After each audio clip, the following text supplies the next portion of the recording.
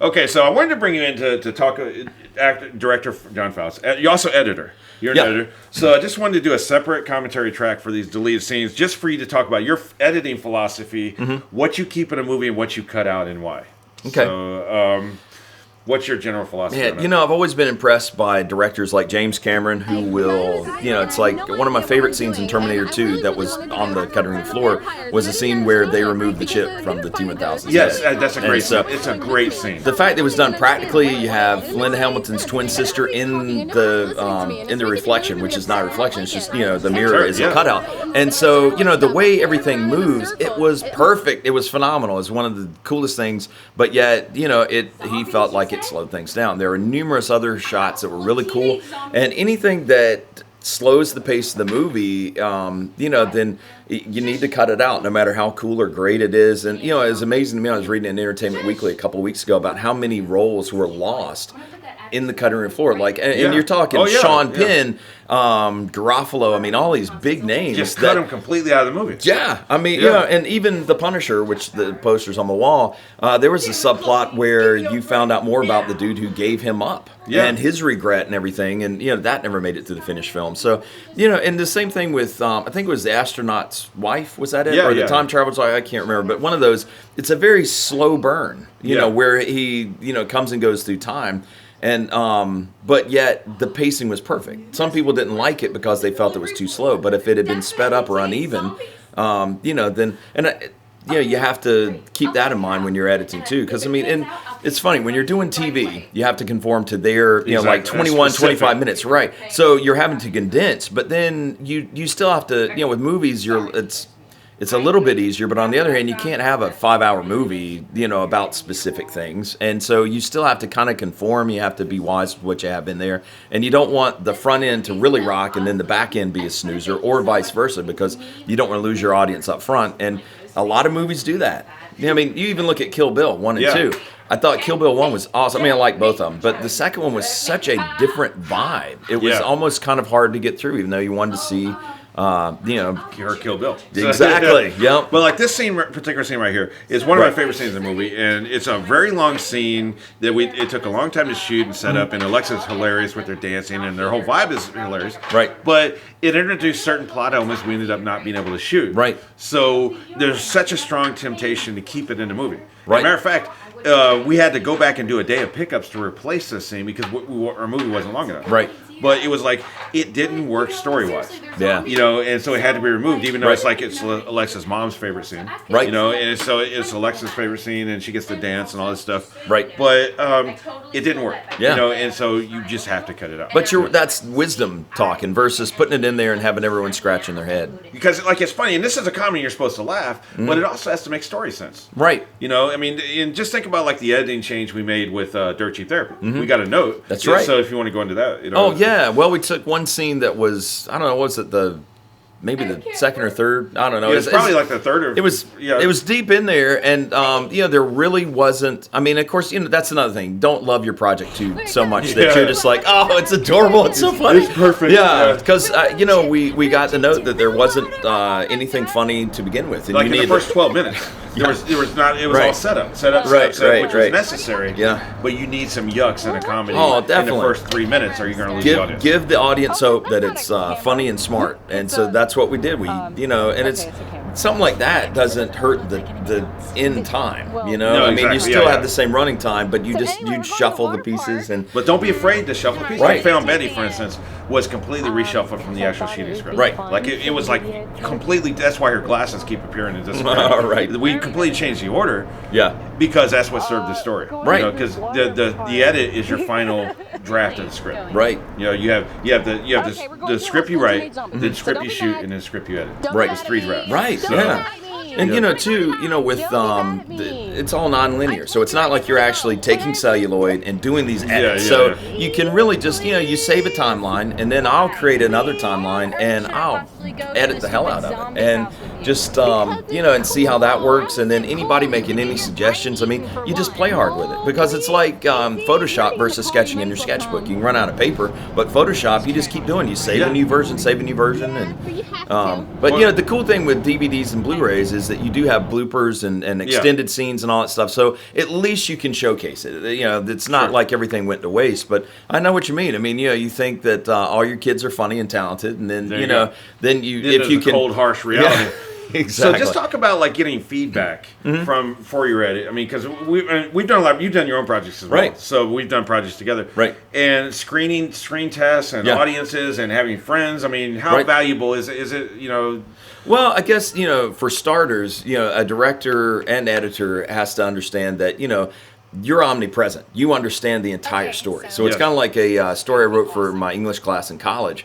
And the whole thing hinged upon the fact that this guy was a mile away looking through binoculars. Well, in my mind, hey, I've already kind of relayed that, which I didn't. So then I wrote the whole damn thing, and my professor said, wow, that's really cool, but you forgot to tell me about the binoculars. So obviously, I alluded to the fact, but So, but as far as letting other people watch it, I think that's when you find out how did you relay the whole story? Exactly. Did you leave the binoculars out? And then you get different people looking at it from different angles. Like when we had the screening over here, both those guys are music based, so they were much more about the sound. They didn't care about how shitty it looked, and we hadn't done final color on it. But I mean, they were not concerned with that. But it's like, here's some hissing there. Oh well, and we need some. There's no. So it's kind of what you're saying is make sure you know who you're bringing in to look at it. Right. Well, and you want people that will give you constructive criticism. You don't want to bring your haters in, because there are those people that are just, no matter if you did something that beats everything Steven Spielberg ever did, they're still going to say, well, that sucked and I could have done it better. And it's just that bitter mentality. So you want to be sure that you bring people in. Plus,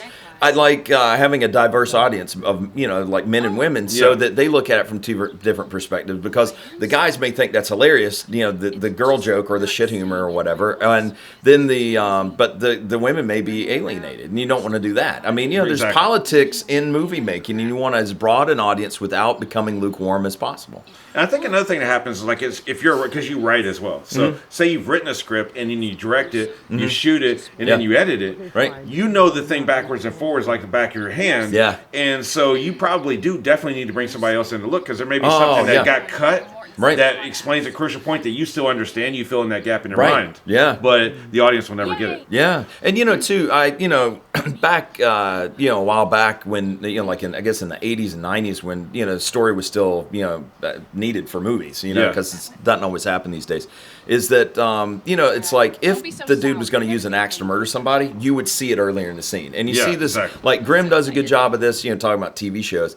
But I mean, some don't, I mean, it's just, and you need to be able to show things like that. So those are the things that you may forget. And then you have to go back and do a day of pickups just to make sure that everything's covered. Cause otherwise, like it's like Master Chief whipping like all the weapons out of his butt. There's no backpack on Master Chief in Halo. So there's another Halo reference. Yep. All right. Well, on that note, thanks for talking to us about editing. Sure. All right.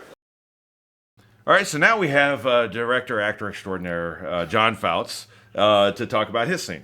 But here, what we did here was we had to add this extra scene because we forgot our damn glasses in the scene with you, right? Right. But what I love here is we just have your loud-ass character just blasting in the background, and we put it under here, and he's just talking some random loud bullshit. Right. But which was pretty much all I did for that character. Talk about your character creation for this, because this is based on a real person. We won't mention a name. And really inspired by probably several others. And I mean, I think you were asking one actor what they, if they enjoyed playing themselves or playing someone radically different. And to me, I'd like it to be one or the other. When it's some sort of a hodgepodge or a mix of both, I think it's harder to keep track of, like where you end and the character begins. But for this, I was just total douchebag. And well, once you put that shirt on, of course you're a douche. Well, right? I think it was the shirt and then also my glasses. So. And this is like your tiniest daughter's chair. Right. And I love the chair. Everybody loves the chair that's seen this, and Amanda loves the chair. Well, that's the way a douchebag will keep you down. It's like, the small chair. Well, no, I love that Betty, that's what she picked. You had her whole row of chairs there. Right, yeah. That's what she picked. But so it's like you made up all these bullshit words. And Amanda was telling me in a commentary with her, she couldn't stop laughing at all this bullshit you was throwing out there. Well, I tried to base it loosely on fact and, and then sort of merge, cameras and body parts and, the whole thing's just total bullshit. But yeah, so that's, but it's based it was on fun. A guy who would mispronounce common industry words. Right. To show that he's a fucking idiot. Right. Well, and that's the thing, like you and I were talking yesterday, it's kind of fun when I'll kind of do some tech dropping and then somebody in the group will be, oh yeah, well I like the blah, blah, blah. Or, have you done the latest update to, THX 1138.10356? Nice Star Wars, or Lucas reference. Yeah. But no, and so like when a guy's trying to impress people with his technical knowledge and he doesn't know what the fuck he's talking about. Oh yeah, that's always awesome. Well, and my favorite bust is when somebody would be like, "Oh, I couldn't get it done because I couldn't get the processor," blah, blah, blah, blah. And I'm like, "Dude, you're full of shit. Yeah, that doesn't even work that way." What, Your argument is invalid. Exactly. Okay, well let me ask you. Completely illogical. Pretty much. I mean, you started as an actor, but you're also a camera operator, a DP, and a director. But you mostly direct. Like 90% of the work you do, you direct. Right. So what is it like when you're not directing to be directed by another director? Like I directed you first. What is that like? It's fun because I just need to prep. Either be prepared by knowing the script or by knowing the character, and then I just show up and I have fun. But you're a director 90% of the time you work. Yeah. Do you find yourself second guessing the other director? Mm-hmm. No, I just try to treat, like, for example, when I'm, like you or Vanel, if you're going to direct me, I try to, be the actor that I would want to direct. So I bring my game, and then if you want to, critique me, tell me not to do something or, whatever, then I try to implement that and keep on moving forward. Well, Emily, your daughter, Emily Foutz, is a fantastic actress. Mm-hmm. I agree. So you direct her, of course, and that's a very awkward thing we can get into in some other commentary. Yeah. But how is it watching her be directed by another director besides you? As long as, number one, it's the director's vision. They're the one who's gonna, either make or break the movie. You can still make or break it in post, but overall, the director is, there should be a purpose for every direction given. So, and as long as there is honor and respect on the set, where you trust the actor to do what they're supposed to do, and then you just kind of critique them, then it's a symbiotic relationship. So I don't, it's about the time some director is belligerent to my daughter, though, I will break them, motherfucker. But it's kind of like, I know teachers who have trouble when they hear their kids talk about what other teachers do with them. What they say and the stuff like that. It's all a learning experience. Yeah. So, the good and the bad. Emily will, figure out who she needs to work with and what to watch out for, because there's certain criteria that I tend to stay away from. Like if I have a meeting with a producer or a director or whoever, and there's certain characteristics, if they have those, which I'm not going to go into it here, then I will not work with them. I've just learned the hard way. It's better just to say no. Well, okay. Well, say because this is more of a technical commentary. This one I'm doing here, right? So the one I did with Amanda was more about character and all the story. So technically speaking, if a young director just starting out, what's one good piece of advice you could give them? Wow, remain true to your vision. Don't, because I think there's, when you have such a passion to succeed, and it's kind of like people may dangle, like, hey, here's some money if you'll just use my daughter or my puppy or whatever. And and that was something I always was kind of concerned about, that I didn't want Emily to audition until she was ready, until I thought she was fully capable of pulling off a supporting or a lead role. I didn't want her to audition at all, because I didn't want someone to think, oh well, hell, it's Foutz's daughter, we've got it, because she is very, very talented, and I wanted her to win a role on her own merit, not any kind of thing having to do with me. So, but anyway, what the hell was your question? Sorry.